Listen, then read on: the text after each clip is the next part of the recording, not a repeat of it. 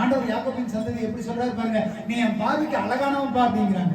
ஆண்டவர் அழகா இருக்கிறோன்னு சொன்னா நம்ம உண்மையிலேயே அழகா இருக்கிறோமா? அவருடைய பார்வைக்கு நிறைய நேரங்களில் அருவருப்பா மாறிடும், அவருக்கு பிடிக்காம மாறிடும், அவருக்கு பிடிக்காத விஷயங்களை செய்திடும். யாக்கோபின் சந்ததியே, இஸ்ரவேலின் புத்திரனே, நீ என்னிடத்துல வா, நீ என்கிட்ட கனம் பெற்றான்னு ஆண்டவர் சொல்றாரு. இல்லையா?